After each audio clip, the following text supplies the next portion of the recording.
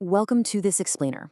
Today, we are diving deep into a truly fascinating and honestly a deeply consequential piece of maritime law. Chapter 2, Section 162.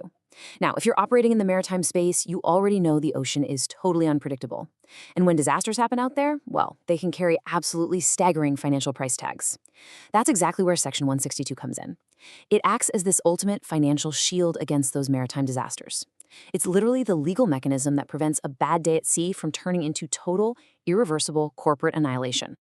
But real quick, before we get too deep into the weeds, let's anchor this legal jargon in plain English. Whenever we say ship owner in this explainer, we are not just talking about the person whose name happens to be on the vessel's title. The statute's second explanation defines ship owners super broadly. We're talking about the owner, sure, but also the charterer, the manager, or even the operator of a seagoing vessel. It throws a really wide net, ensuring we know exactly who we're talking about before we move forward. So, here is our roadmap for today. Number 1, the maritime shield. Number 2, who holds the shield. 3, shield coverage. 4, vulnerabilities. And finally, number 5, important fine print. Okay, let's dive right into this. Section 1, the maritime shield. Section 162. Operating massive vessels across global waters carries inherent and, frankly, immense risks. I mean, imagine a ship crashing into a port. It's basically the world's most expensive parallel parking mistake, right? If it destroys harbor works or loses precious cargo, the lawsuits alone could easily bankrupt even the absolute largest shipping conglomerates. That is exactly why Section 162 provides a statutory right to limit liability. It essentially acts as a protective shield, drawing a firm line in the sand to stop companies from being entirely wiped out by a single standard maritime catastrophe. It beautifully balances the need to compensate victims with the very real need to keep the global shipping industry financially viable. Moving on to Section 2. Who holds the shield? Protected parties. If we look closely at subsection 1 of the law, you'll see the shield extends way beyond just the corporate owner of the vessel. We've got the owners, charterers, and managers we just talked about, but it also explicitly protects salvors, the brave folks who actually step in to rescue ships in distress. Plus, it covers any person for whose act, neglect, or default the ship owner or salvor is responsible. So we're talking about the crew and the staff on the ground, and maybe most importantly for the whole financial ecosystem. It protects the insurers who provide liability coverage for these claims. The law basically recognizes that if insurers can't cap their exposure, the entire maritime insurance market would literally collapse overnight. All right, Section 3, shield coverage, covered claims. And this brilliantly illustrates just how wide that protective umbrella really is. Under subsections 1A through 1F, a massive array of standard operational disasters are covered. So, if a tragedy happens on board, the shield can be raised against claims for loss of life or personal injury. It covers massive property damage too, stuff like smashing into harbor works, basins, waterways, or navigational aids. It even protects against the financial fallout from delayed cargo or passengers. And get this, even those astronomically expensive jobs like raising a sunken wreck, rendering dangerous cargo harmless, or taking emergency measures to stop further loss, yep, all covered under this shield. But the law actually goes a step further in subsection 2. It clarifies that this shield works even against indirect claims.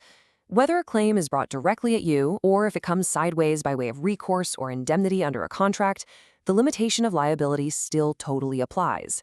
Now, there is one very specific exception to this rule.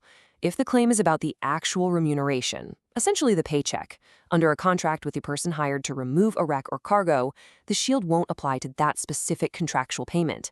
But for the massive damages and indemnity claims, the shield holds incredibly strong. Let's shift gears to Section 4, vulnerabilities, exempted claims. So as powerful as Section 162 is, subsection 3 delivers a pretty massive plot twist. It makes it abundantly clear that certain modern disasters are just way too catastrophic for this standard maritime shield to deflect. While your standard operational disasters like property damage, delays, and wreck removal are covered, apocalyptic-level disasters are entirely exempted from this limitation of liability. Let's systematically break down subsection 3 to see exactly what pierces the shield and why.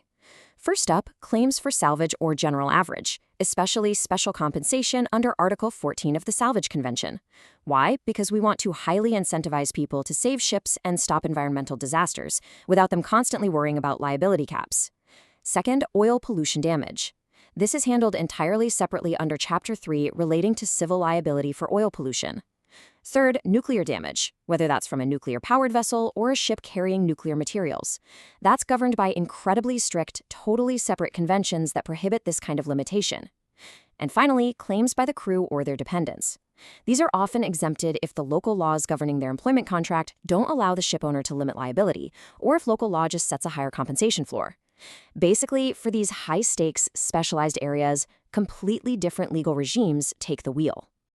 Bringing us to our final part, Section 5, Important Fine Print, Explanations 1 and 2.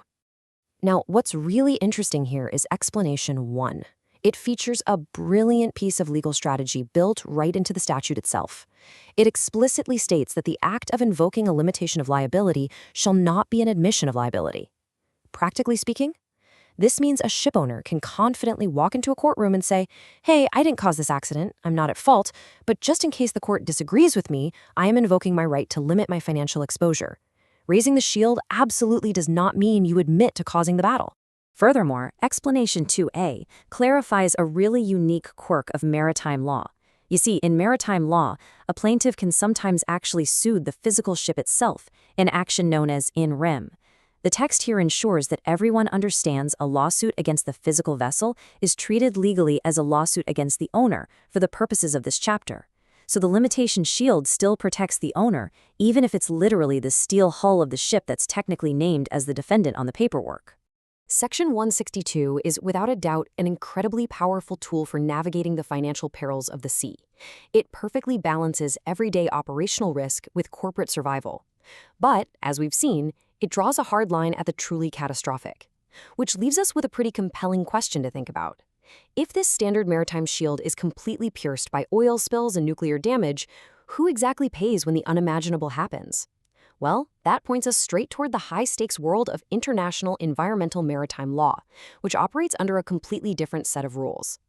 Thank you so much for joining me for this explainer, and keep exploring the depths of these incredible frameworks.